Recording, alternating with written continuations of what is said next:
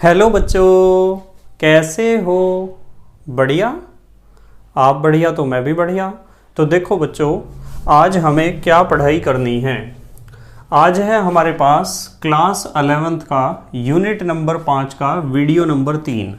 तो बेटे ये क्लास 11th का 5वें यूनिट का तीसरा वीडियो है और इससे पहले 2 वीडियो आपको प्लेलिस्ट में भी मिल जाएंगे, नीचे डिस्क्रिप्शन में भी मिल जाएंगे और कुछ समय बाद आई बटन में भी लिंक आ जाएगा, जहां आप यूनिट नंबर 5 को पूरा पढ़ सकते हो, समझ सकते हो और अपने सुंदर से नोट्स बना सकते हो, जो एग्ज़ाम में आपकी बहुत ज़्यादा हेल्प करेंगे। इसी के साथ साथ आपको नीचे डिस्क्रिप्शन में पीडीएफ नोट्स का लिंक भी मिल जाएगा और आप पीडीएफ नोट्स के लिए टेलीग्राम पर भी सर्च कर सकते हो KMD सहारनपुर। तो देखते हैं आज का हमारा टारगेट क्या है। आज बेटे हमें सबसे पहले पढ़ना है ऊष्मीय ऊर्जा, जिसे हम कहते हैं थर्मल एनर्जी या हीट एनर्जी भी आप इसे कह सकते हो। तो सबसे पहले हम बात करेंगे ऊष्मीय ऊर्जा की या थर्मल एनर्जी की। उसके बाद हम पढ़ेंगे अंतर आणविक बल बनाम ऊष्मीय ऊर्जा, यानी जो अंतर आणविक बल होता है, जो अणुओं के बीच लगने वाला आकर्षण बल है, वो और ऊष्मीय ऊर्जा एक दूसरे का मुकाबला किस तरीके से करते हैं, एक ये बात हमें सीखनी है। इसे आप इंग्लिश में कह सकते हो intermolecular interaction versus thermal energy. ठीक है। उसके बाद हम पढ़ेंगे गैसीय अवस्था के भौतिक गुण, यानी फिजिकल प्रॉपर्टीज ऑफ गैस या गैसियस स्टेट। तो हमें मुख्य रूप से इन 3 टॉपिक को आज कवर करना है और 3 टॉपिक को करने के लिए हम सबसे पहले स्टार्ट करते हैं ऊष्मीय ऊर्जा। ठीक है, तो ऊष्मीय ऊर्जा स्टार्ट करते हैं। तो सबसे पहला क्वेश्चन आपके दिमाग में आता है कि सर ये ऊष्मीय ऊर्जा का क्या मतलब है। कुछ बच्चे सोचते हैं कि ऊष्मीय ऊर्जा का मतलब शायद ऊष्मा से होगा। तो मेरा जवाब है कि हाँ, होता तो है ऊष्मा से, जब भी तो इसे ऊष्मीय ऊर्जा कहते हैं। पर यदि आप मोटे मोटे तौर पर ऊष्मीय ऊर्जा को समझना चाहते हो ना कि ऊष्मीय ऊर्जा क्या होती है, तो समझो जरा ध्यान से, मैं बताता हूँ। आपके पास कोई भी पदार्थ है, चाहे वो पदार्थ किसी भी अवस्था में है, चाहे वो ठोस अवस्था में है या द्रव अवस्था में है या गैस अवस्था में है, तो वो पदार्थ जिस भी अवस्था में है, उस अवस्था में उसके जो अवयवी कण होते हैं ना, अवयवी कण का मतलब अणु, परमाणु या आयन, तो उन अवयवी कणों की गति के कारण जो ऊर्जा उत्पन्न होती है, उस ऊर्जा को हम कहते हैं ऊष्मीय ऊर्जा। आपको पता है कि पदार्थ के अवयवी कण गति तो करते हैं ना भाई, ठोस हो, द्रव्य हो या गैस हो, कोई सा भी अवस्था हो, उसके अवयवी कण गति तो करेंगे ही, ये बात तो पक्की है। ठीक है, तो उनकी गति के कारण जो ऊर्जा उत्पन्न होती है, उस ऊर्जा को हम ऊष्मीय ऊर्जा कहते हैं। तो सबसे पहले हेडिंग लिखेंगे ऊष्मीय ऊर्जा। आप भी लिखो मेरे साथ साथ, एक हेडिंग लिखो ऊष्मीय ऊर्जा। ऊष्मीय ऊर्जा को इंग्लिश में आप लिख सकते हो थर्मल एनर्जी। क्या लिख सकते हो? थर्मल एनर्जी लिख सकते हो। तो इसकी परिभाषा क्या बनेगी बताओ? इसकी परिभाषा बनेगी किसी, मेरे साथ साथ लिखा करो बेटे, किसी पदार्थ में उपस्थित, किसी पदार्थ में उपस्थित,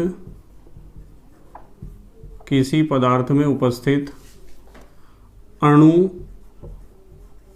या अणुओं लिख लो, किसी पदार्थ में उपस्थित अणुओं, परमाणुओं, परमाणुओं आदि की, आदि इसलिए लिखा है क्योंकि आयन भी आप यहां लिख सकते हो। तो किसी पदार्थ में उपस्थित अणुओं, परमाणुओं आदि की गति के कारण, ये सब गति तो करते ही हैं, भले ही कोई कंपन गति करता हो, कोई ब्राउनी गति करता हो, आदि की गति के कारण, आदि की गति के कारण उत्पन्न ऊष्मा को, उत्पन्न ऊर्जा को, ऊर्जा लिखेंगे, उत्पन्न ऊर्जा को क्या कहते हैं? ऊष्मीय ऊर्जा।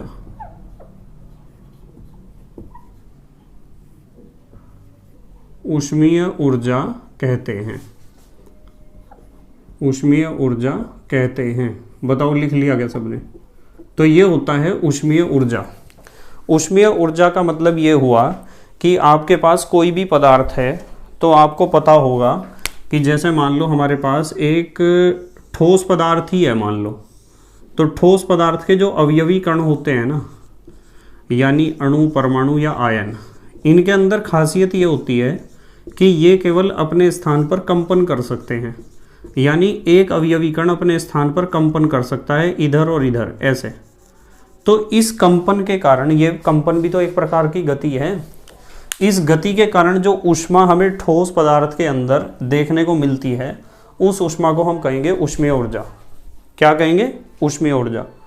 तो ऊष्मीय ऊर्जा का मतलब होता है कि जो अवयवी कण हैं, चाहे वे अणु हो या परमाणु हो या आयन हो, उनके कारण जो ऊर्जा उत्पन्न होती है उसे ऊष्मीय ऊर्जा कहते हैं। हाँ, एक बात तो है, आप एक बात कह सकते हो। क्या कह सकते हो? कि ये जो ऊष्मीय ऊर्जा होती है ना, ये जो ऊष्मीय ऊर्जा होती है, ये ऊष्मीय ऊर्जा अनुक्रमानुपाती होती है ताप के। मतलब यदि किसी पदार्थ का आप ताप बढ़ा दोगे, टेम्परेचर बढ़ा दोगे, तो ताप बढ़ाने से उसकी ऊष्मीय ऊर्जा बढ़ जाएगी। अब सवाल आपके दिमाग में आता है कि ताप बढ़ाने से ऊष्मीय ऊर्जा कैसे बढ़ जाएगी सर? मुझे एक बात बताओ, मान लो आपके पास कोई भी पदार्थ है, फॉर एग्जाम्पल हमारे पास मान लो द्रव है, यहाँ तक हमने इसमें भर रखा है द्रव, जैसे पानी भर रखा है। पानी के अंदर पानी के बहुत सारे क्या होंगे? अणु होंगे, और वे अणु क्या कर रहे होंगे? ब्राउनी गति। पक्की बात है भाई। ब्राउनी गति कैसे होती है कि एक अणु इधर गया टकराया, फिर इधर गया टकराया, फिर इधर गया टकराया, फिर इधर गया टकराया, फिर इधर गया टकराया। तो बार बार अनियमित दिशा में गति करते हैं द्रव के हर एक अणु। और जब अनियमित दिशा में गति करते हैं तो इस अनियमित गति को हम कहते हैं जिग जैग मोशन। क्या कहते हैं? जिग जैग मोशन कहते हैं। और जिग जैग मोशन को हिंदी में आप कह सकते हो अनियमित गति। ठीक है? और अनियमित गति को ही हम कहते हैं ब्राउनी गति। या तो आप जिग जैग मोशन कहो, या तो आप अनियमित गति कहो, या तो कहो ब्राउनी गति। भाई ब्राउनी गति होगी ना, तो ब्राउनी गति जब इसके अंदर होगी, इसके कणों के अंदर, इसके अणुओं के अंदर, तो एक वेग भी होगा। ठीक है? उन कणुओं का, उन अणुओं का कह दो, या कणों का कह दो, या आयनों का कह दो, या परमाणुओं का कह दो, उन अवयवी कणों का कुछ ना कुछ वेग तो होगा ही। जब जिग जैग मोशन ये कर रहे हैं, कुछ ना कुछ वेग होगा। और यदि मैं आपको यूँ कह दूं कि यार चलो इसे गर्म कर रहे, हम इसे नीचे से ऊष्मा दे रहे, यानी इसका ताप क्या करते हैं? बढ़ाते हैं। इसे जो है ऊष्मा दे रहे, तो ऊष्मा देने से टेम्परेचर बढ़ेगा। मुझे यूँ बताओ, जब इसका ताप आप बढ़ा दोगे तो ये जितने भी कण हैं, इन कण का टेम्परेचर बढ़ जाएगा, और टेम्परेचर बढ़ जाएगा तो इनके अंदर गतिज ऊर्जा बढ़ जाएगी, और गतिज ऊर्जा बढ़ जाएगी तो वेग तो बढ़ेगा ही। ठीक है? तो वेग बढ़ने से, गर्म करा तो वेग बढ़ा, और वेग बढ़ा तो ऊर्जा बढ़ी, गतिज ऊर्जा बढ़ी, और गतिज ऊर्जा बढ़ी तो तभी तो हम कह रहे हैं कि ताप बढ़ने से ऊष्मीय ऊर्जा बढ़ जाती है। तो यदि आपके पास कोई भी पदार्थ है और उस पदार्थ का आप ताप बढ़ा देते हो, तो ताप बढ़ाने से क्या होता है? ऊष्मीय ऊर्जा यानी थर्मल एनर्जी का मान बढ़ जाता है। तो ताप बढ़ाने से इस ऊर्जा का मान बढ़ जाता है, इसीलिए हम इसे ऊष्मीय ऊर्जा कह सकते हैं। इसीलिए क्या कह सकते हैं? ऊष्मीय ऊर्जा। ठीक है? चलो खैर, अगले स्टेप पर मूव करते हैं। तो यदि कोई आपसे पूछता है ना कि ऊष्मीय ऊर्जा का क्या मतलब है, तो आपको बता देना चाहिए कि किसी भी पदार्थ में जो अवयवी कण हैं, उन अवयवी कणों की गति के कारण पदार्थ के अंदर जो ऊर्जा उत्पन्न होती है, उस ऊर्जा को ऊष्मीय ऊर्जा या थर्मल एनर्जी या हीट एनर्जी कहते हैं। क्लियर बात? अब हम बात करेंगे अंतराण्विक बल बनाम ऊष्मीय ऊर्जा। लिखो, अंतर आणविक अलग अलग लिखना आप। अंतर आणविक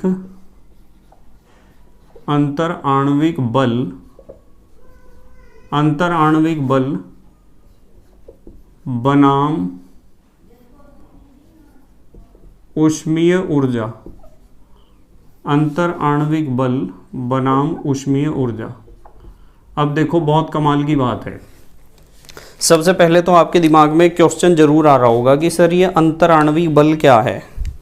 अंतर आणविक बल का मतलब अणुओं के बीच लगने वाला आकर्षण बल। मान लो आपके पास कोई भी इस तरह का एक बर्तन है और उस बर्तन में हमने यहाँ तक भर रखा है द्रव, ये हमने द्रव भर रखा है मान लो, ठीक है। द्रव के क्या हैं, द्रव के कण हैं, अणु हो सकते हैं, परमाणु हो सकते हैं। तो ये कण जो द्रव के हैं ये एक दूसरे को आकर्षित कर रहे होंगे या नहीं कर रहे होंगे, कर रहे होंगे आकर्षित। तो जो अणुओं के बीच का आकर्षण बल होता है ना, ये वाला आकर्षण बल जो इस अणु और इस अणु के बीच लग रहा है, इस आकर्षण बल को कहते हैं अंतराण्विक बल, ठीक है। तो अंतराण्विक बल ये होता है जो अणुओं के बीच आकर्षण बल है, ये तो हो गया अंतराण्विक बल। और ऊष्मीय ऊर्जा क्या है, ऊष्मीय ऊर्जा ये जो कण हैं ये गति कर रहे होंगे और इनमें गति के कारण जो ऊर्जा होगी उसे हम कहेंगे ऊष्मीय ऊर्जा। तो यदि मैं कहूँ कि यार दोनों के काम देख लो क्या क्या करते हैं, तो आप एक निष्कर्ष पे पहुंचोगे कि जो अंतराण्विक बल है ना वो अवयवी कणों को पास पास लाने की कोशिश करता है, नज़दीक समीप लाने की कोशिश करता है। भाई अंतराण्विक बल क्या सोचता है कि सारे कण सारे अणु पास पास आ जाएं, ठीक है, ऐसा ही तो चाहता है। और यदि आप बात करोगे इसकी ऊष्मीय ऊर्जा की, तो ऊष्मीय ऊर्जा क्या चाहती है, ऊष्मीय ऊर्जा चाहती है कि इनके अवयवी जो कण हैं इनके बीच की दूरी क्या हो जाए, अधिकतम हो जाए। अवयवी कणों के बीच की दूरी कैसी हो जाए, अधिकतम हो जाए, ठीक है। तो हम यहाँ लिख सकते हैं अंतर, मेरे साथ साथ लिखा करो आप भी, अंतर आणविक बल, अंतर आणविक बल यानी अणुओं के बीच लगने वाला आकर्षण बल, अंतर आणविक बल। एक मिनट रुक जाओ जरा, अब ठीक हुआ है साफ। अंतर आणविक बल, अंतर आणविक बल पदार्थ के अणुओं को, पदार्थ के अणुओं को क्या करने का प्रयास करता है बताओ, अणुओं को समीप, समीप माने नजदीक यानी पास पास, समीप लाने का, समीप लाने का क्या करता है, प्रयास, समीप लाने का प्रयास करता है। बताओ ये बात मैंने सही लिखी या नहीं लिखी, यूं बताओ। जो अंतर आणविक बल है वो सोच रहा है या प्रयास कर रहा है कि सारे अणु पास पास आ जाएं, जबकि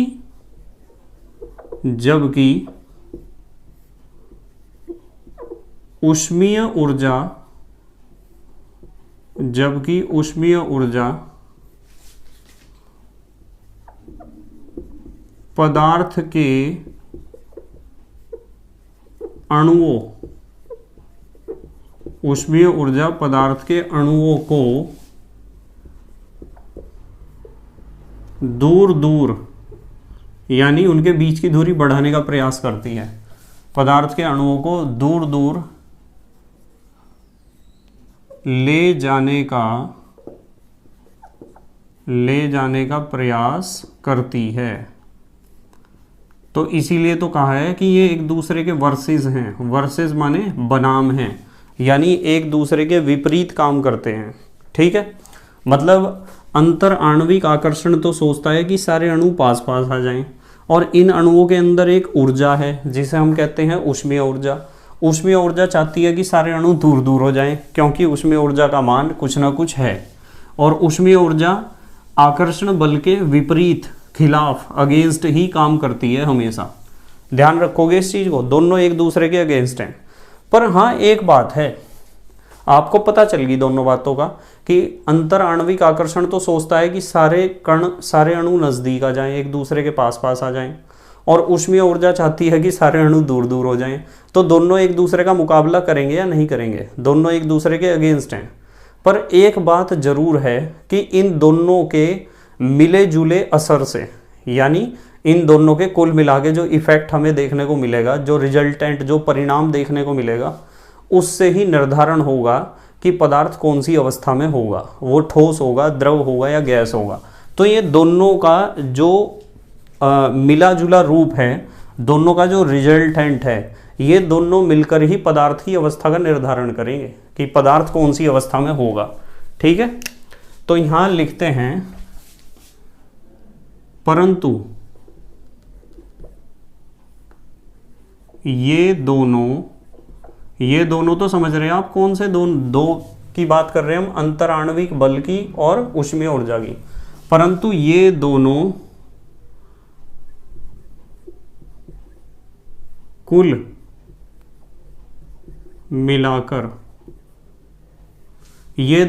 मिलाकर यानी दोनों का इफेक्ट जो है, एक काम करो इस लैंग्वेज को थोड़ा चेंज करो, कभी आपको पढ़ते हुए थोड़ा समझ में ना आए।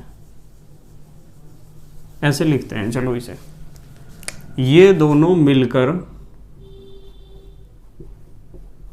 यानी दोनों का इफेक्ट जो मिलेगा, उसका जो रिजल्ट होगा, ये दोनों मिलकर पदार्थ की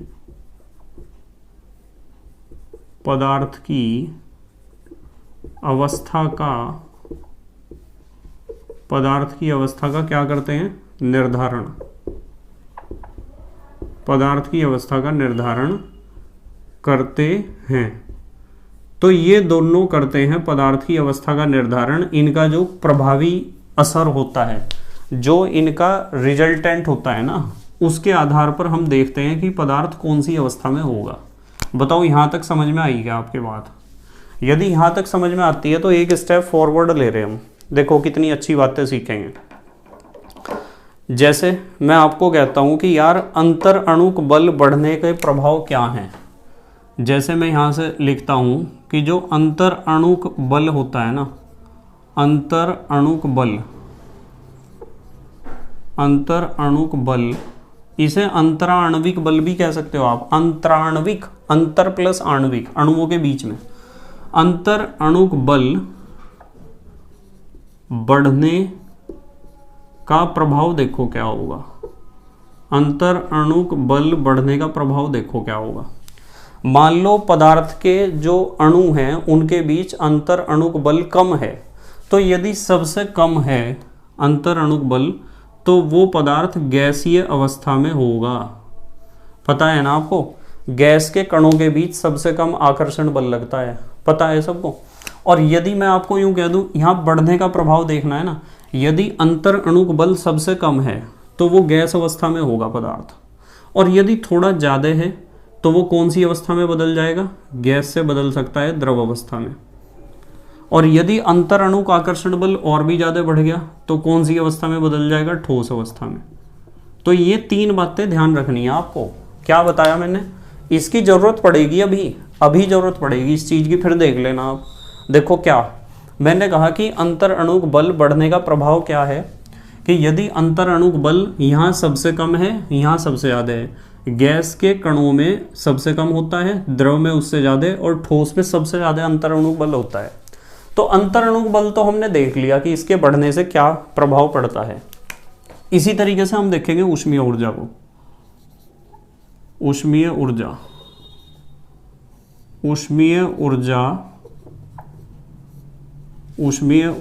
के बढ़ने का प्रभाव। तो ऊष्मीय ऊर्जा के बढ़ने से क्या परिवर्तन आपको देखने को मिलेगा।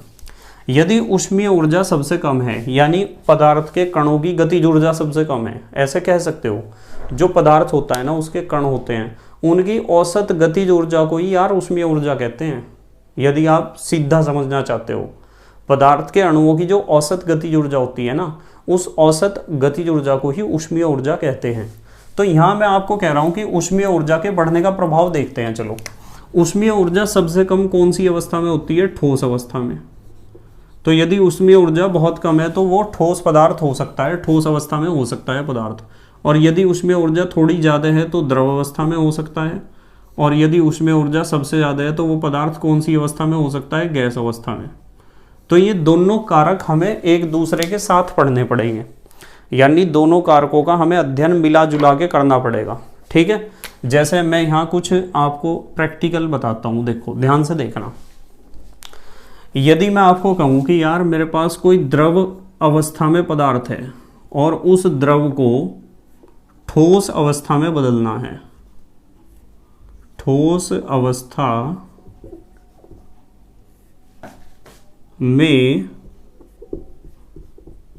बदलने के लिए, मान लो आपके पास कोई द्रव था और उस द्रव को आपको ठोस अवस्था में बदलना है, जैसे पानी का बर्फ बनाना है, ठीक है, ये तो नॉर्मल बात है। तो ज़्यादातर बच्चे सोचते हैं कि बस ठंडा कर दो आप, यदि आपने ताप घटा दिया तो वो ठोस अवस्था में बदल जाएगा। पर ताप घटा के यानी ठंडा करके आप उसे ठोस अवस्था में बदल रहे, बहुत अच्छी बात है, बदल रहे आप, पर उससे भी आसान हो सकता था। कैसे? आप उसके ऊपर दाब लगाओ और दाब लगाने के साथ साथ उसे ठंडा भी करो। और ये बात जो मैं आपको बता रहा हूँ ना, ये सबके समझ में आने वाली बात नहीं है, मैं पहले ही बता रहा आपको, किसी ऐरे गहरे नत्थु घेरे के समझ में आने वाली बात नहीं है। सिर्फ उन बच्चों के समझ में आएगी जो हर एक टॉपिक को बहुत सही तरीके से समझते हैं, पढ़ने का प्रयास करते हैं, ठीक है, समझने का प्रयास करते हैं। देखो मैं आपको बताता हूँ कि आपको दाब जो है ना, दाब बढ़ाना पड़ेगा प्लस ताप घटाना पड़ेगा। यदि इन दोनों कामों को आप करते हो ना एक साथ, तो ये प्रैक्टिकल बहुत अच्छा होने वाला है, बहुत ही अच्छा, ठीक है। देखो क्या कहा है, द्रव को ठोस अवस्था में बदलने के लिए मान लो आपके पास एक इस तरह का सिलेंडर है, इस तरह का सिलेंडर है आपके पास, और इस सिलेंडर में आपने यहाँ लगा दिया ऊपर पिस्टन, ये आपने पिस्टन का हैंडल लगा दिया, और इसमें आपने भर रखा है द्रव। क्या भर रखा है? द्रव भर रखा है। मान लो ये लिख दिया मैंने कि द्रव भर रखा है, द्रव, और इस द्रव को आप बदलना चाह रहे हो ठोस अवस्था में। तो आप द्रव और ठोस के दोनों गुणों को देख लो। दोनों गुण का मतलब अंतर आणविक बल देख लो और ऊष्मीय ऊर्जा देख लो।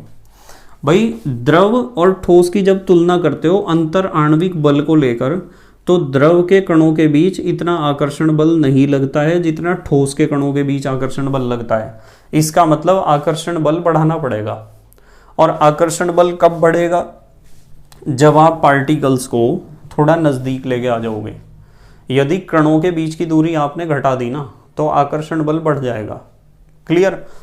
तो कणों के बीच की दूरी घटाने के लिए क्या करेंगे हम इन कणों के बीच की दूरी घटाने के लिए क्या करेंगे? पिस्टन को दबाएंगे। और यदि पिस्टन को दबा रहे आप, कणों के बीच की दूरी क्यों घटाना चाह रहे? जिससे यहाँ के मुकाबले यहाँ आकर्षण बल ज़्यादा लगेगा ही। भाई जब तक ये द्रव अवस्था में है तो इसके कणों के बीच की दूरी ज़्यादा है, और कणों के बीच की दूरी ज़्यादा है तो कणों के बीच लगने वाला आकर्षण बल कम है।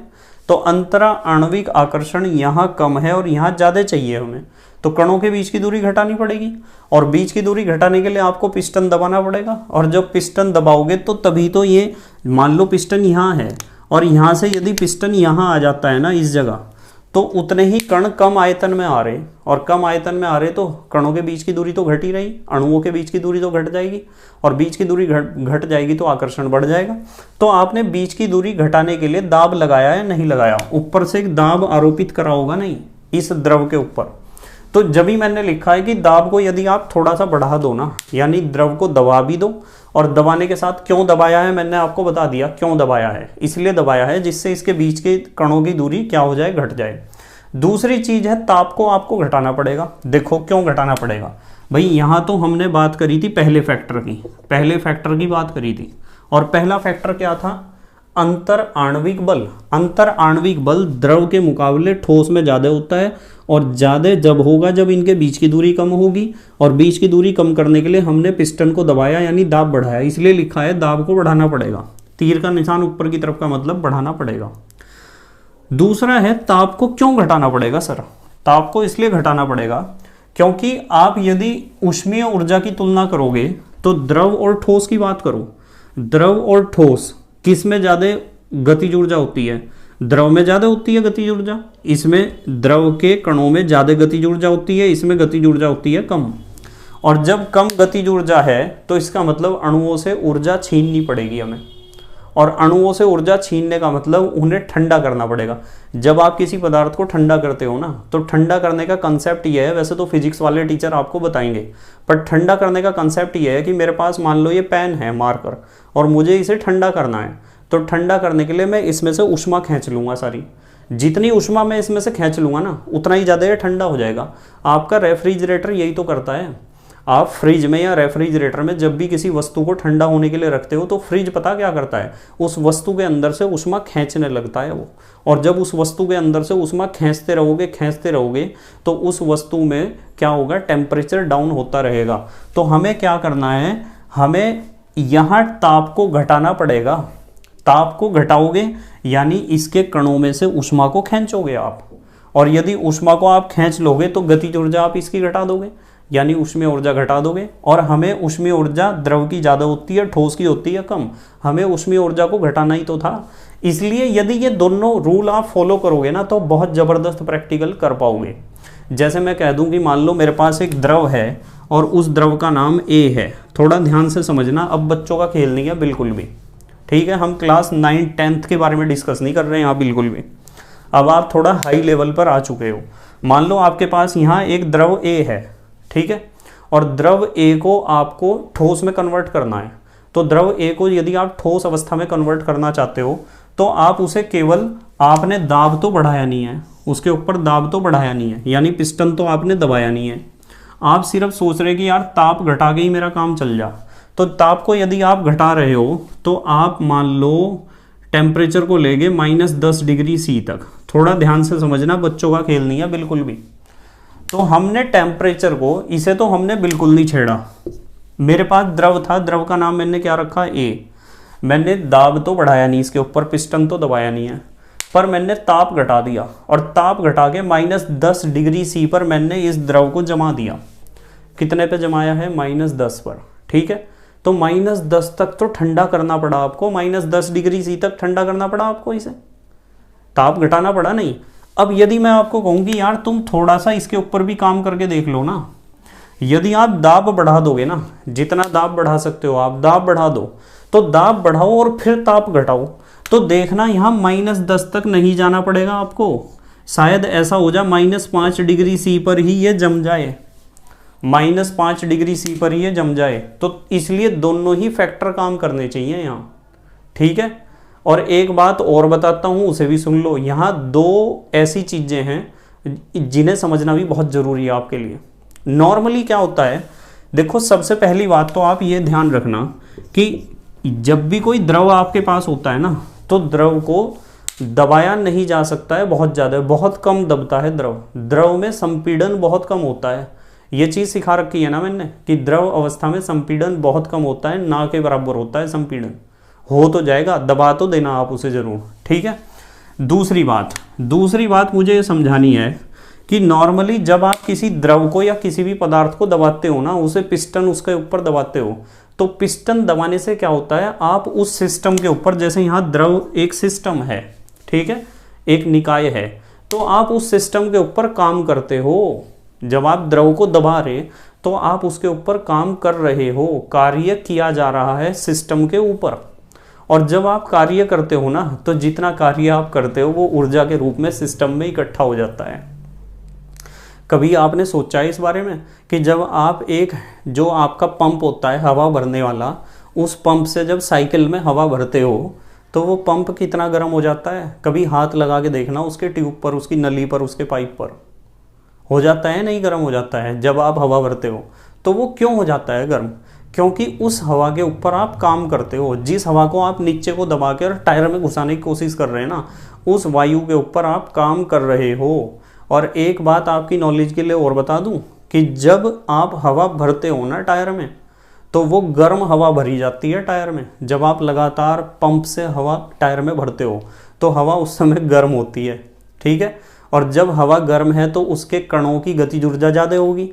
और आपने फिर दाब मापी लगाई, जिसे आप प्रेशर गेज कहते हो। वो मीटर होता है ना जिससे नापते हैं कि कितनी हवा भर दी हमने टायर में, 40 पाउंड है, 30 पाउंड है, 25 पाउंड है, ऐसे देखते हो ना। तो जब आपने ताज़ी हवा भरी, तो ताज़ी हवा भरी तो गर्म होगी, पक्की बात है। यदि आप पंप से भर रहे, गर्म होगी वो हवा, और गर्म होगी तो उसके कणों की गतिज ऊर्जा ज़्यादा होगी। गतिज ऊर्जा ज़्यादा होगी तो दाब ज़्यादा लगा रहे होंगे। तो उस समय आपने जब अपनी साइकिल स्कूटर का टायर का दाब चेक करा तो आपका 30 आया, मान लो। कहाँ आई सुई? 30 पर। और आप क्या काम करो, साइकिल स्कूटर मोटरसाइकिल को खड़ा कर दो 2-4 दिन के लिए, टायर आपका बिल्कुल ओके है, और फिर प्रेशर नाप लो।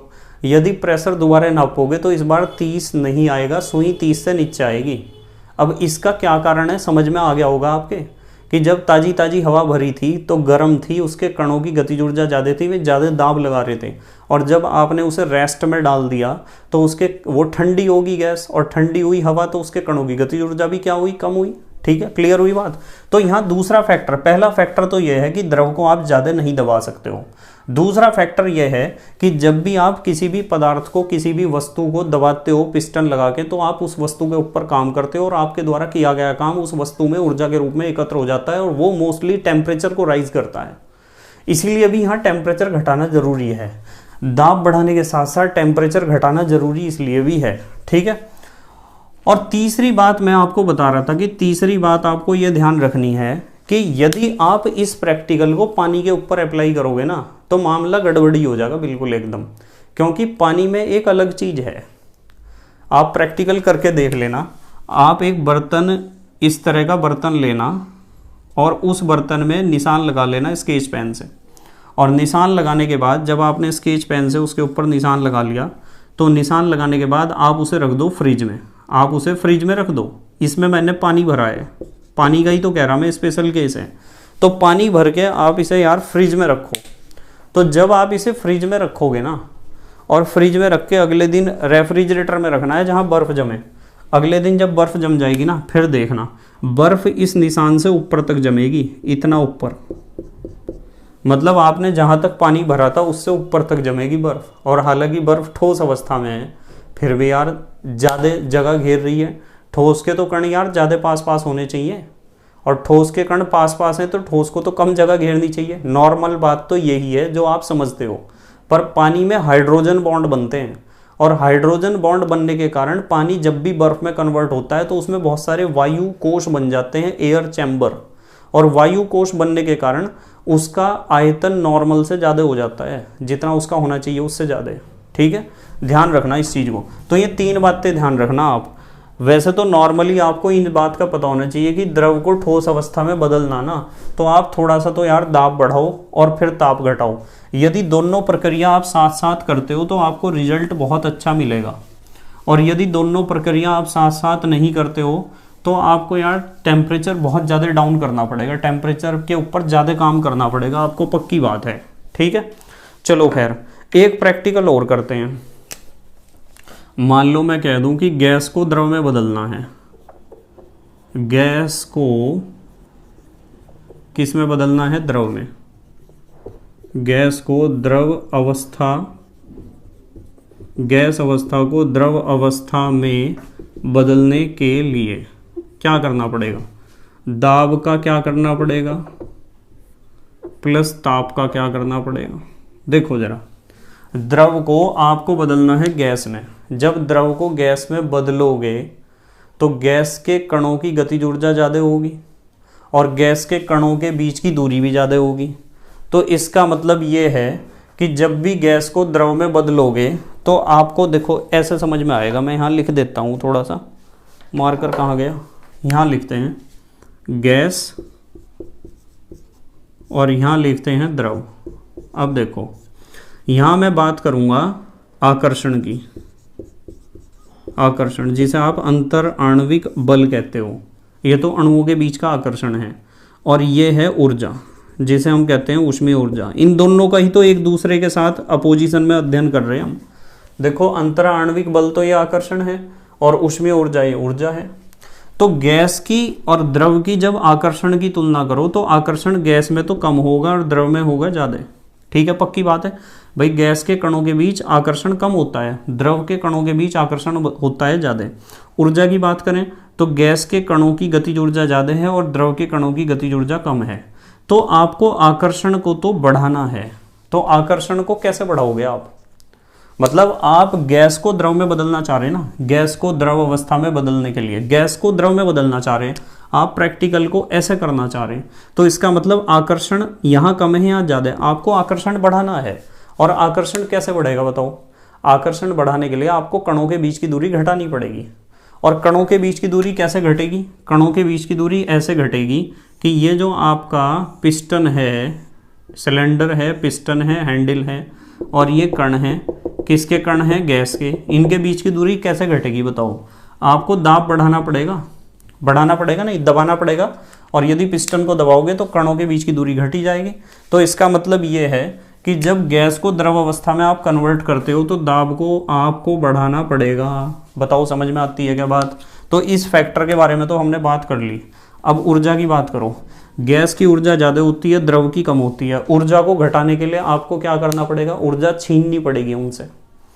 और ऊर्जा कैसे छीनोगे आप? ठंडा करके ही तो छीनोगे। ऊष्मा खींच लो उसकी, ऊष्मा भी तो एक ऊर्जा ही होती है। तो इसके लिए ताप आपको क्या करना पड़ेगा? घटाना पड़ेगा। तो जो काम आपने द्रव को ठोस अवस्था में बदलने के लिए किया है वही काम आप गैस को द्रव अवस्था में बदलने के लिए करोगे। ठीक है, चलो एक परिवर्तन और देखते हैं। चलो फिर अच्छी तरीके से समझ में आ जाएगा। मतलब नॉर्मली बच्चे सोचते हैं कि यार केवल ठंडा करके गर्म करके ही काम चल जाएगा, पर ठंडा या गर्म करने के अलावा भी कुछ है, दबाने से भी बहुत इफेक्ट पड़ता है। ठीक है, तो तीसरा हम करेंगे, द्रव को गैस में बदलना है। द्रव को गैस अवस्था में बदलने के लिए बताओ, अब बताओ सोच के, दाब में क्या लिखना पड़ेगा और ताप में क्या लिखना पड़ेगा? आपको द्रव को बदलना है गैस में। ठीक है, द्रव गैस, यहाँ लिख दिया मैंने आकर्षण, समझाने के लिए यहाँ लिख दिया आकर्षण और यहाँ लिख दिया ऊर्जा।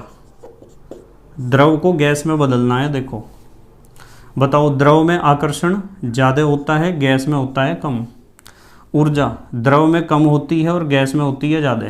तो आकर्षण आपको घटाना है। आकर्षण यदि घटाना है तो अणुओं के बीच की दूरी बढ़ानी पड़ेगी। और अणुओं के बीच की दूरी बढ़ाने का तरीका ये है कि आपके पास जो सिलेंडर है ना, और इस सिलेंडर में यहाँ पिस्टन लगा हुआ है और इसमें भरा हुआ है द्रव। क्या भरा हुआ है? द्रव भरा हुआ है, जिसे आपको गैस में कन्वर्ट करना है। तो आपको आकर्षण को घटाना है तो इनके बीच की दूरी बढ़ानी पड़ेगी। और बीच की दूरी कैसे बढ़ेगी? इस पिस्टन को ऊपर उठा दो। जैसे पिचकारी में आप रंग भरते हो ना, पिचकारी में रंग भरते हो, या डॉक्टर साहब अपनी इंजेक्शन की सिरिंज में दवाई भरते हैं, तो वो पीछे कोई तो खींचते हैं उसे। तो आपको क्या करना है? इसे पिस्टन को उठाना है, जिससे इसके ऊपर लगने वाला दाब क्या हो जाएगा? कम हो जाएगा। तो दाब को तो घटाना पड़ेगा। दाब को क्या करना पड़ेगा? घटाना पड़ेगा।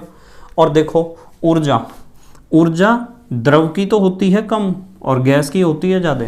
ऊर्जा को बढ़ाने के लिए क्या करना पड़ेगा बताओ? ऊर्जा को बढ़ाने के लिए आपको इसे गर्म करना पड़ेगा। किसे? द्रव को। तो द्रव के पार्टिकल्स को, द्रव को जब आप गर्म करोगे तो उसके कणों का ताप बढ़ाओगे, और ताप बढ़ाओगे तो ऊर्जा बढ़ेगी, और ऊर्जा बढ़ेगी तो बस ऊर्जा ही तो आपको बढ़ानी है। तो ताप को आपको क्या करना पड़ेगा? बढ़ाना पड़ेगा। तो इन दोनों फैक्टर्स को साथ साथ आपको समझना पड़ेगा बेटे। केवल इतनी बात नहीं होती है कि सारा खेल आप टेम्परेचर पे ही खेल जाओगे। यदि आप केवल टेम्परेचर पे सारा खेल खेलना चाहते हो ना, तो आपको मेहनत थोड़ी ज़्यादा करनी पड़ेगी और एनर्जी लॉस भी ज़्यादा होगा। और यदि आप दोनों फैक्टर्स को एक साथ लेकर चलते हो तो आपको ज़्यादा आसान तरीके से, ज़्यादा आसान से और कम एनर्जी लॉस में ही आप आउटपुट ले लोगे। क्लियर? चलो खैर एक बात बताओ, अच्छा मुझे एक बात बताओ, एक हेडिंग लिखते हैं। चलो नोट हेडिंग लिखते हैं, नोट हेडिंग लिखते हैं। मैं आपको कह रहा हूं कि मान लो मेरे पास कोई पदार्थ है और वो ठोस अवस्था में है, और पदार्थ को ठोस अवस्था से मुझे बदलना है द्रव अवस्था में, और द्रव अवस्था से मुझे इसे बदलना है गैस अवस्था में, और फिर गैस अवस्था से फिर दोबारा से द्रव अवस्था में इसे बदलना है, और द्रव अवस्था से फिर दोबारा ठोस अवस्था में इसे बदलना है। तो मुझे यूँ बताओ कि जब किसी ठोस पदार्थ को द्रव अवस्था में बदला जाता है तो इस घटना को हम क्या कहते हैं? याद है आपके क्या कहते हैं? इस घटना को हम कहते हैं गलन। क्या कहते हैं? गलन। और जिस ताप पर यह क्रिया होती है उसे कहते हैं गलनांक, या गलनांक को आप मेल्टिंग पॉइंट भी कह सकते हो। मतलब गलन को मेल्टिंग या फ्यूजिंग, और गलनांक को आप कह सकते हो मेल्टिंग पॉइंट। ये टेम्परेचर के ऊपर ही खेल रहे हैं हम सिर्फ। आपको इस बात का पता चल गया कि ठोस को द्रव में यदि आप बदलना चाहते हो तो ठोस को द्रव में बदलने के लिए आपको गर्म तो करना पड़ेगा, ठीक है, पर साथ साथ में प्रेशर भी घटाना पड़ेगा, दाब घटाना पड़ेगा। यदि ये तीन प्रैक्टिकल आप समझ गए तो आप ये 1, 2 3 4, 4 प्रैक्टिकल आप आसानी से समझ जाओगे। यहाँ हमने 3 प्रैक्टिकल डिस्कस किए हैं, यहाँ 4 हैं। यहाँ हम बात करेंगे केवल टेम्परेचर की, पर आपको समझ में आ गया है कि प्रेशर की भी वैल्यू है, दाब की भी वैल्यू है। कब दाब घटा के बढ़िया काम होगा, कब दाब बढ़ा के बढ़िया काम होगा। ठीक है, ये बातें मैंने आपको सिखा दी। ठोस को द्रव में बदलने के लिए जो घटना होती है उस घटना को गलन कहते हैं, और जिस ताप पर यह क्रिया प्रारंभ हो जाती है उसे कहते हैं गलनांक। ठीक है, इसी तरीके से द्रव को गैस में बदलना है, और द्रव को गैस में बदलना है भरपूर मात्रा में, जिसे आप कहते हो उबलना। तो इस घटना को हम कहते हैं क्वथन। अब देखो यहाँ कुछ बच्चे कंफ्यूज होते हैं बहुत ज़्यादातर बच्चे सोचते हैं कि द्रव को गैस में जब बदला जाता है तो इस घटना को वाष्पन कहते हैं। तो मेरा जवाब है हाँ, वाष्पन में भी यही काम होता है। वाष्पन में भी द्रव गैस अवस्था में ही बदलता है, और क्वथन में भी द्रव गैस अवस्था में ही बदलता है, पर दोनों में अंतर है। अंतर यह है कि वाष्पन किसी भी ताप पर हो सकता है। भाई भाप बनने की प्रोसेस जरूरी थोड़ा ही है कि गर्म हो गई होगी।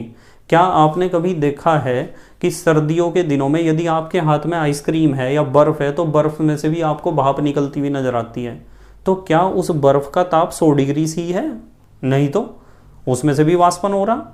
सर्दियों के दिनों में जब किसी नदी, नहर या तालाब के बराबर में से आप गुजरते हो तो वहाँ से भी आपको भाप उठती हुई नज़र आती है। तो क्या उस नदी, नहर या तालाब के पानी का ताप 100 डिग्री सी है? नहीं, वो वाष्पन है। बर्फ में से जो भाप निकलती है वो भी वाष्पन है। अरे यार, सर्दियों में तो तुम्हारे मुंह के अंदर से भी भाप निकलती है, वो भी वाष्पन है। ठीक है, और आपने देखा होगा कि जब सर्दियों की सुबह को तेज धूप निकलती है तो जो घास के ऊपर पड़ी हुई ओस है वहाँ से भाप उड़ती हुई नजर आती है। जो बरसात के दिनों में, सर्दियों की बरसात के दिनों में जब अगले दिन सुबह को सूरज निकलता है तो दीवारों और छतों पे से भी भाप उड़ती हुई नजर आती है। क्या हर एक चीज का ताप 100 डिग्री सी ही है? नहीं, बिल्कुल नहीं है। तो जब वाष्पन की क्रिया यानी भाप बनने की क्रिया किसी भी ताप पर हो जाती है ना, उसके लिए ताप कोई मायने नहीं रखता। तो इस घटना को तो बेटे वाष्पन कहते हैं। और वाष्पन का स्पीड कम होता है, वाष्पन केवल सतह पर होता है। वाष्पन का वेग वायु का वेग बढ़ने के साथ साथ बढ़ता है। ये बहुत सारे फैक्टर हैं। कभी आपने सोचा है कि आपकी मम्मी जब भी पोछा लगाती हैं तो पंखा क्यों चला देती हैं? आपकी मम्मी जब आपको खाना खिलाती हैं तो गर्म खाने, जब आप छोटे थे, अब तो खुद ही खाना शुरू कर दिया होगा, तो जब आप छोटे थे तो आपकी मम्मी जब आपको खाना खिलाती थी तो वो एक चम्मच में या एक टुकड़ा खाने का जब लेती थी तो उस चम्मच या टुकड़े के ऊपर फूंक क्यों मारती थी? कभी सोचा है आपने? नहीं सोचा है। सर, हमें इन बातों को सोचने की कोई ज़रूरत नहीं है, क्योंकि हमारा जन्म सिद्ध अधिकार है करना न धरना, बस भरना ही भरना। हमें तो खाने पीने से मतलब है बस। कौन किस तरीके से खिला रहा, किस तरीके से बना रहा है, इन बातों से मुझे कोई मतलब नहीं है। माने हमें कोई मतलब नहीं है, ठीक है। पर फिर भी यार एक बात सोचना चाहिए, हमें विज्ञान को देखना चाहिए अपने चारों तरफ। तो वाष्पन और क्वथन दोनों अलग अलग हैं। यदि एक बड़े से बर्तन में पानी रख दूँ ना, मान लो एक भिगोने में पानी रख दिया और एक दूसरे भिगोने उसी साइज के में पानी रख दिया, दोनों में बराबर पानी है। एक को तो मैंने 100 डिग्री सी टेम्परेचर कर रखा है गैस के चूल्हे पर रखकर, और एक का नॉर्मल टेम्परेचर है, तो भाप तो दोनों में से ही उड़ रही होगी। ऐसा नहीं है कि सर्दियों में ही भाप उड़ती है। भाप तो मेरे मुंह में से अब भी निकल रही, और आपके मुंह में से भी निकल रही, आपके नाक में से भी भाप निकल रही। पक्की बात है, 100% सबके मुंह और नाक में से भाप, वाष्प निकल रही है। तो हमारे पेट में कोई पानी उबल थोड़ा ही रहा है, फिर भी भाप निकल रही, क्योंकि वो सतह से होने वाली प्रोसेस है। वो दिखाई नहीं देने की, गर्मियों में दिखाई नहीं देने की भाप, क्योंकि गर्मियों में वातावरण में जो नमी है वो संतृप्त नहीं हो पाती है। मतलब वातावरण नमी से संतृप्त नहीं हो पाता है, इसलिए संघनन की प्रक्रिया को करना कोई जरूरी नहीं होता है। और टेम्परेचर भी बढ़ा हुआ है, इसलिए संघनन नहीं हो पाता है, इसलिए दिखाई नहीं देता। ठीक है, सर्दियों में तो आपके स्कूटर, मोटरसाइकिल, कार, बस, ट्रक के साइलेंसर में से भी भाप निकलती हुई नजर आती होगी आपको। ठीक है, तो वो क्रिया वाष्पन है। देखो, वाष्पन किसी भी टेम्परेचर पर हो सकता है, 12 महीने होता है, ऐसा नहीं कि सर्दियों में ही होती है वाष्पन की क्रिया।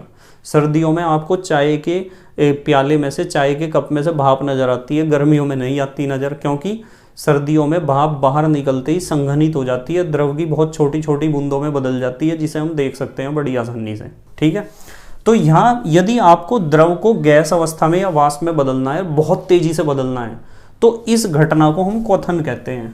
और क्वथन जिस ताप पर प्रारंभ हो जाता है उसे कहते हैं क्वथनांक।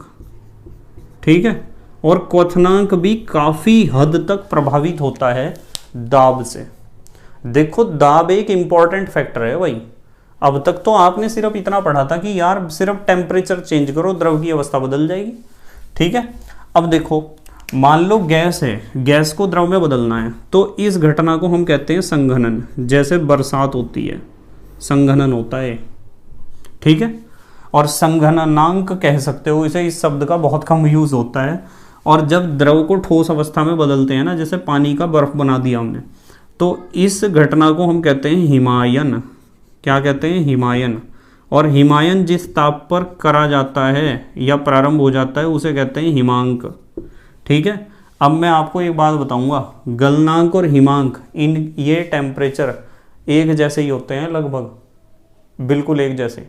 यदि मैं कहूं कि जल का गलनांक 0 डिग्री सी है, तो जल का गलनांक 0 डिग्री सी है। बर्फ यदि 0 डिग्री सी पर गलता है तो पानी 0 डिग्री सी पर ही जमना प्रारंभ हो जाता है। बताओ ये बात सच नहीं है क्या?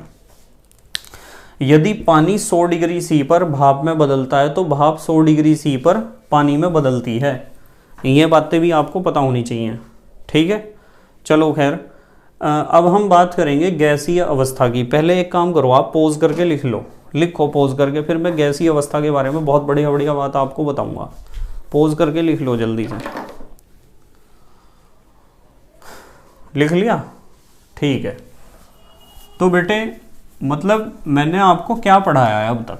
मैंने आपको एक बहुत बढ़िया बात पढ़ाई है कि आपके पास यदि कोई भी पदार्थ है, वो ठोस है, द्रव है या गैस है, किसी भी अवस्था में है, तो उसकी अवस्था का निर्धारण केवल एक चीज़ से नहीं होता है। कभी आप सोचोगे टेम्परेचर से हम पता लगा लेंगे, या टेम्परेचर के आधार पर, ताप के आधार पर हम एक अवस्था को दूसरी अवस्था में बदल देते हैं, या ताप के अलावा कोई और कारक नहीं है अवस्था को परिवर्तित करने की क्रिया में। तो इसका जवाब यह है कि यार खाली ताप के ऊपर ना देखो, खाली यूं ना सोचो कि टेम्परेचर ही अवस्था को चेंज करता है। टेम्परेचर का एक भाई भी है, प्रेशर। क्योंकि यहाँ दो फैक्टर के बारे में डिसाइड करते हैं हम। कौन कौन से फैक्टर? एक तो अंतर आणविक बल, जो भी पदार्थ है चाहे वो किसी भी अवस्था में है, उसके अणुओं के बीच आकर्षण बल तो लग ही रहा होगा। और अंतर आणविक बल के साथ जो दूसरा फैक्टर है वो है ऊष्मीय ऊर्जा, यानी अणुओं की गतिज ऊर्जा। ऊष्मीय ऊर्जा से ज़्यादा कंफ्यूज होने की जरूरत नहीं है किसी को भी। जब भी हम ऊष्मीय ऊर्जा की बात करते हैं तो आपके दिमाग में एकदम आना चाहिए, यार सर गतिज ऊर्जा की बात कर रहे, जो पदार्थ के अवयवी कण हैं उनकी गतिज ऊर्जा की बात कर रहे, बस और कुछ नहीं बात कर रहे। तो गतिज ऊर्जा और अंतर आणविक आकर्षण बल दोनों एक दूसरे के अगेंस्ट होते हैं, दोनों एक दूसरे के खिलाफ। ठीक है, और अंतर आणविक बल और गतिज ऊर्जा दो फैक्टर से अफेक्ट होते हैं। सबसे पहला फैक्टर तो टेम्परेचर है और दूसरा फैक्टर है प्रेशर। तो टेम्परेचर और प्रेशर ये दोनों डिसाइड करेंगे कि पदार्थ कौन सी अवस्था में होगा। या फिर मैं इस बात को घुमा फिरा के कह सकता हूँ कि अंतर आणविक आकर्षण बल और ऊष्मीय ऊर्जा, ये दोनों फैक्टर का जो मिला जुला रूप है, जो इनका रिजल्टेंट है, ये दोनों फैक्टर कुल मिलकर, दोनों आपस में मिलकर इस बात का डिसीजन लेंगे कि पदार्थ कौन सी अवस्था में है। क्लियर बात? तो अब देखो हम एक अवस्था की बात करेंगे अब, और वो अवस्था है गैसीय अवस्था। देखो एक हेडिंग लिखो मेरे साथ साथ,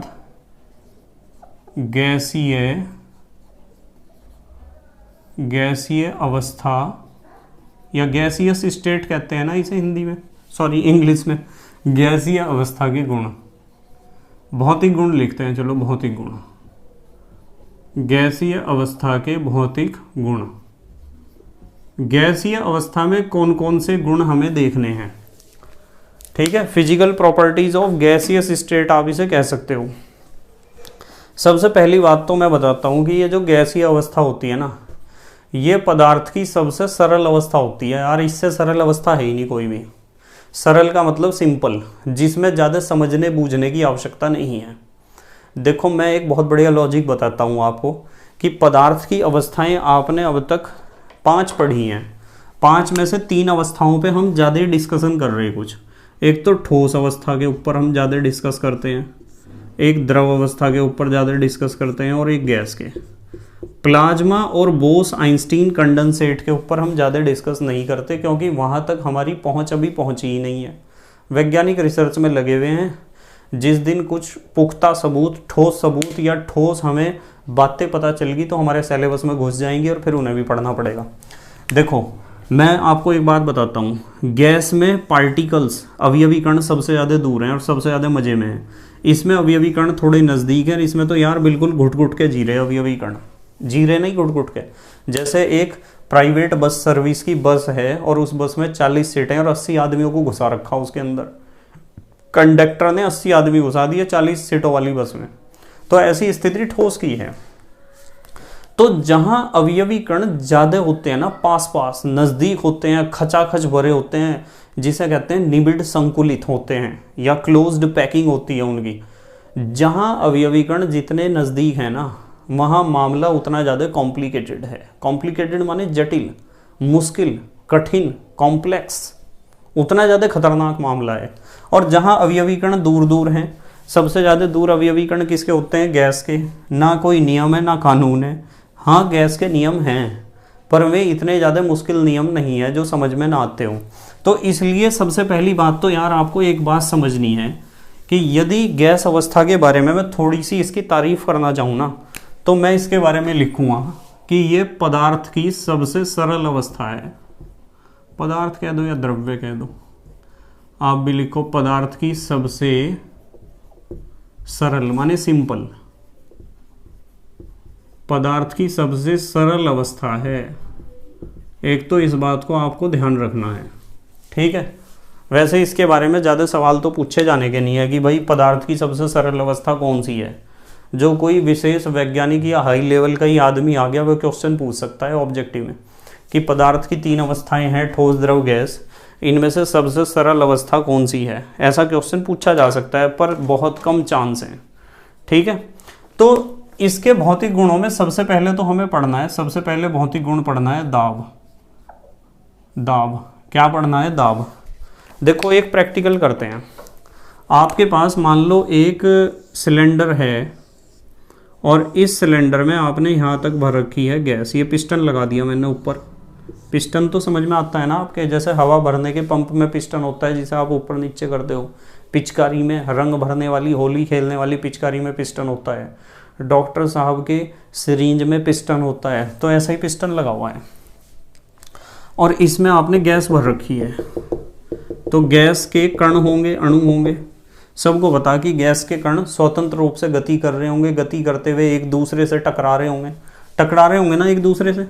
और एक बात और बताओ, एक दूसरे से टकराने के साथ साथ इस बर्तन की यानी सिलेंडर की दीवारों से भी तो टकरा रहे होंगे। और दीवारों से जब ये टकरा रहे होंगे इस तरीके से यहाँ, और यहाँ पिस्टन के ऊपर भी टकरा रहे होंगे, आपस में तो टक्कर मार ही रहे, पर दीवारों पे भी तो टकरा रहे होंगे।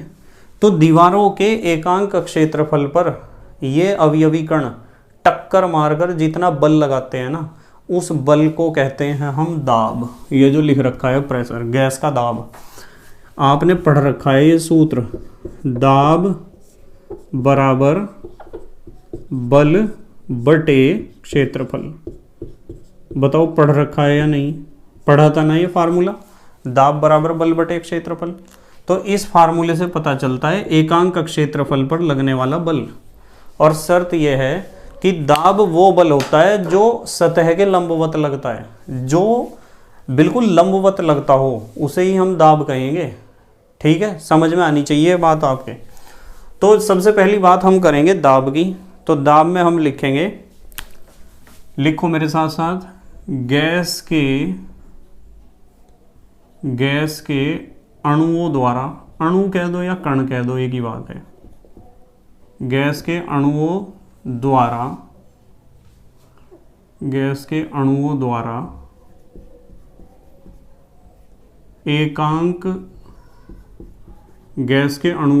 एकांक क्षेत्रफल पर। ये एकांक क्षेत्रफल किसका है? उस सिलेंडर का है, उस सिलेंडर की दीवार का। सिलेंडर कह दो या बर्तन कह दो एक ही बात है। गैस के अणुओं द्वारा एकांक क्षेत्रफल पर लगने वाला, देखो ये क्या लिखा मैंने, लंबवत, परपेंडिकुलर, लंबवत बल, ये होता है। ठीक है, इसे कहते हैं हम गैस का दाब। ठीक है। अच्छा, यदि कोई आपसे पूछता है कि यार ये जो गैस का दाब है इसका मात्रक क्या हो सकता है, मतलब किस किस मात्रक में हम इसे नाप सकते हैं, तो एक तो आपको ध्यान रखना है पास्कल। पास्कल का भी यूज़ करना पड़ेगा जब हम न्यूमेरिकल्स करेंगे। PA इसका सिंबल आप लिख सकते हो पास्कल का। और एक बहुत ज़्यादा यूज़ होता है मिलीमीटर HG है। ये दाब मापी में पारे के ऊंचाई होती है, पारे जो नली में, केशिका नली में जितना चढ़ जाता है ऊपर। ठीक है। वैसे वायुमंडल ATM, जिसे हम वायुमंडल भी कहते हैं, इतने वायुमंडलीय दाब, एटमॉस्फेयर को शॉर्ट में ATM लिख दिया हमने। और एक टॉर होता है TORR। तो ये सब मात्रक आप ध्यान रख लेना। ठीक है। यदि कोई पूछता है कि यार दाब का ऐसा ही मात्रक बताओ, तो आप पास्कल बता दिया करो, पास्कल। और हमारे जो गैस नियम होंगे और जो न्यूमेरिकल हमारे पास आएंगे, उन न्यूमेरिकल में सबसे ज़्यादा ये और ये यूज़ होंगे, ये दोनों मात्रक, एटमॉस्फेयर यानी वायुमंडल और मिलीमीटर HG। ठीक है। तो एक तो दाब के बारे में हमें समझना है, एक हमें समझना है आयतन के बारे में, गैस का आयतन। जैसे ही मैंने आयतन, इंग्लिश में कहते हैं वॉल्यूम, आयतन लिखते ही कुछ बच्चों के दिमाग में क्वेश्चन आया होगा कि सर आयतन, गैस का तो कोई आयतन निश्चित होता ही नहीं है, ना तो इसका आयतन निश्चित है ना तो आकार निश्चित है, तो आयतन की बात आप क्यों कर रहे हैं यहाँ? आयतन की बात हम इसलिए कर रहे हैं क्योंकि जिस सिलेंडर में आपने गैस को भर रखा है उस सिलेंडर का तो कुछ ना कुछ आयतन होगा। बस जो उस बर्तन का आयतन है ना, वही गैस का आयतन माना जाता है। ठीक है। तो यहाँ लिखो मेरे साथ साथ, जिस बर्तन में, बर्तन का मतलब यहाँ सिलेंडर है, खुले बर्तन में तो गैस रुक ही नहीं सकती, आपको पता है। जिस बर्तन में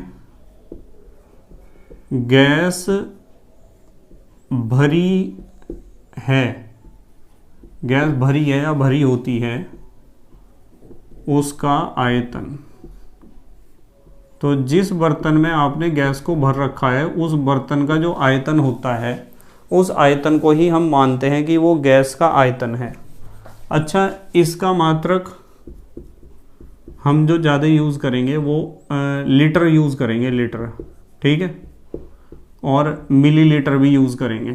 ठीक है। ये मात्रक हैं। वैसे तो इसके अलावा भी बहुत सारे मात्रक हैं, पर मुख्य रूप से हमारे जो न्यूमेरिकल होंगे उसमें हम लीटर और मिलीलीटर, इन दो मात्रकों का ही ज़्यादा प्रयोग करेंगे और इन्हीं के ऊपर क्वेश्चन आ सकता है पेपर में। उसके बाद हम बात करेंगे संपीड्यता की। नंबर 3 लिखो मेरे साथ साथ, संपीड्यता। पता है ना संपीड्यता किसे कहते हैं? पता है संपीड्यता के बारे में? देखो, संपीड्यता इसे कहते हैं, फिर दोबारा बताता हूँ, कि आपके पास ये एक सिलेंडर है गैस का और इसमें आपने पिस्टन लगा रखा है ऊपर इस तरीके से, और इसमें भर रखी है गैस। ठीक है। तो यदि आप पिस्टन को दबाओगे तो पिस्टन नीचे तक आ जाएगा। मान लो पिस्टन यहाँ तक आ गया, तो इतना आपने गैस को संपीड़ित कर दिया है, इतना आयतन इसका संपीड़ित कर दिया। संपीड़ित माने सिकोड़ देना। ठीक है, दबा देना, तो इसे कहते हैं संपीड्यता। और यदि मैं कहूँ कि यार एक ठोस है, ठोस को दबाना है, ठोस को दबा दोगे क्या आप? नहीं दबा सकते। द्रव को दबाना है, बहुत कम दबा सकते हो, बहुत ही कम, ना के बराबर। ठोस से तो ज़्यादा दबा सकते हो द्रव को, और गैस को आप सबसे ज़्यादा दबा सकते हो। और जब सबसे ज़्यादा दबा सकते हो तो आप यहाँ लिख सकते हो संपीड्यता इसकी सबसे अधिक होगी। तो आप लिख सकते हो गैसों की संपीड्यता क्या होती है? सबसे अधिक होती है। सबसे अधिक का मतलब समझ रहे, ठोस, द्रव, गैस, इन तीनों में सबसे अधिक। और संपीड्यता के बाद बात करेंगे हम विसरण की, नंबर 4। अब हम बात करेंगे विसरण की। विसरण, विसरण का मतलब समझते हो क्या होता है? विसरण का मतलब है कि मान लो ये सिलेंडर यहाँ से लीक हो गया, तो गैस निकल के कितनी तेज भागेगी? द्रव सबसे तेज बिखरेगा। विसरित होने का मतलब बिखरना। जैसे आपके पास मान लो कोई परफ्यूम या रूम फ्रेशनर की एक वो है, रूम फ्रेशनर की है आपके पास एक शीशी है रूम फ्रेशनर की, और आपने कमरे के कोने में जाके उसे क्या कर दिया, स्प्रे कर दिया, तो आपने गैस को वहाँ स्प्रे करा, तो उसकी खुशबू या उसकी स्मेल वो पूरे कमरे में फैल जाएगी ना, पूरे कमरे में फैल जाएगी। तो इस तरीके से किसी चीज़ के बिखरने को कहते हैं विसरित होना, ठीक है, डिफ्यूज होना। जैसे सिलेंडर में से गैस लीक होने पर विसरित होती है। तो मुझे यूँ बताओ कि ठोस, द्रव और गैस, इन तीनों में किसका विसरण सबसे तेज होता है? गैस का ही तो होगा विसरण सबसे तेज। तो मैं यहाँ लिख सकता हूँ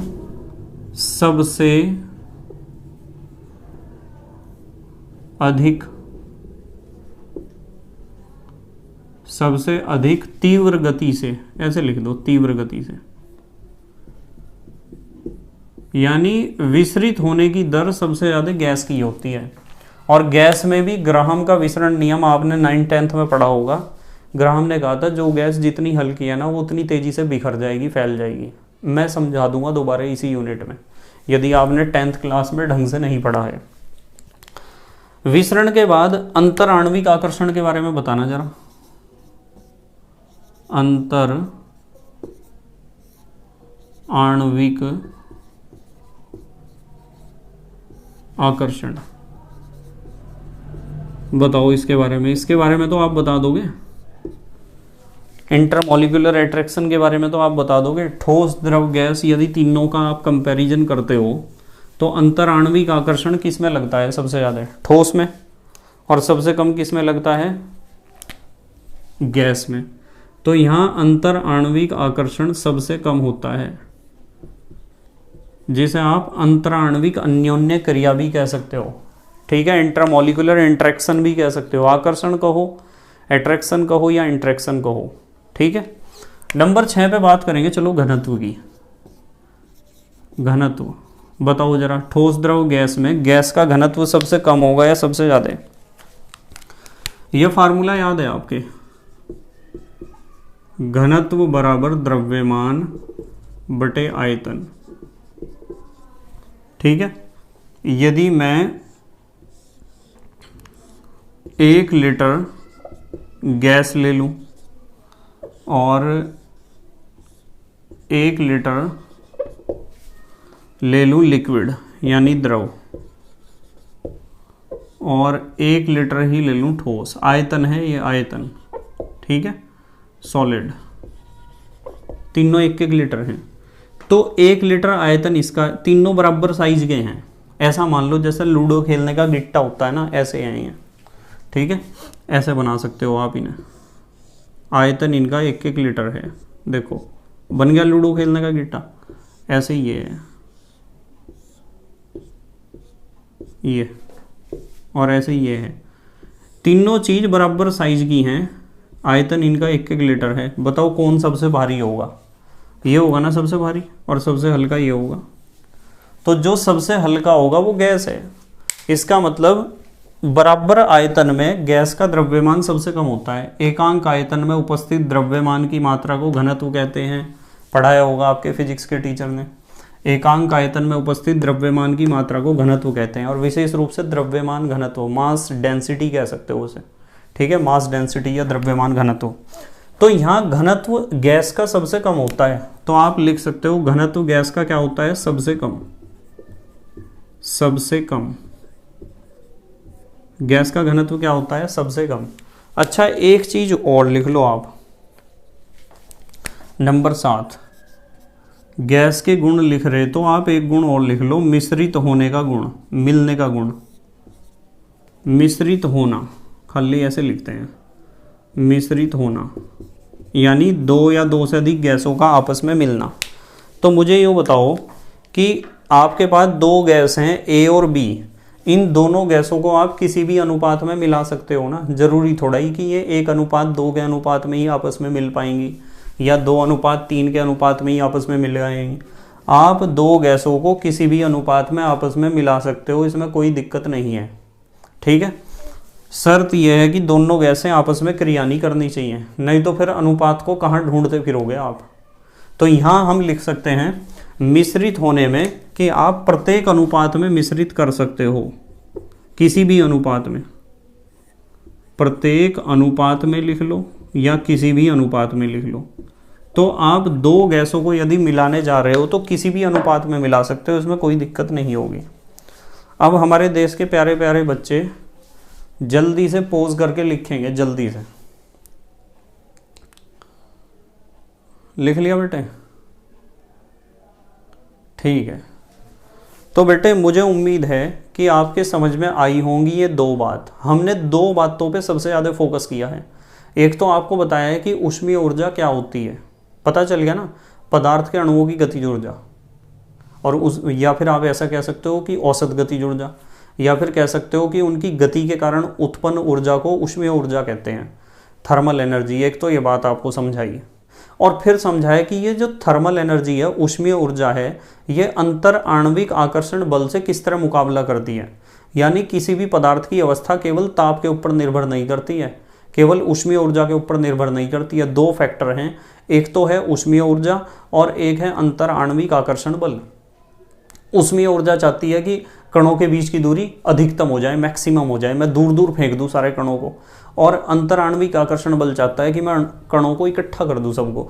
तो इन दोनों का जो रिजल्टेंट होता है, ये दोनों मिलकर ही निर्धारण करते हैं कि कोई पदार्थ किस अवस्था में होगा और वो पदार्थ किस अवस्था से किस अवस्था में चेंज होगा। इन दोनों का जो रिजल्ट होता है उससे डिसाइड होती है बात। तो यदि किसी पदार्थ की अवस्था आपको बदलनी हो ना, तो आप केवल टेम्परेचर के ऊपर नहीं खेल लोगे कि केवल टेम्परेचर के ऊपर ही खेल रहे आप टेम्परेचर के साथ साथ प्रेशर का भी इस्तेमाल करोगे, दाब का भी इस्तेमाल करोगे। यदि आप ताप और दाब दोनों का मिला के इस्तेमाल करोगे तो आप जल्दी पदार्थ की अवस्था को चेंज कर पाओगे। ठीक है, आगे आगे चैप्टर में बहुत डिटेल में डिस्कस करेंगे इन सभी बातों को हम। ठीक है, अच्छा, एक फिर हमने बात करी है इसकी गैसीय अवस्था के भौतिक गुणों की।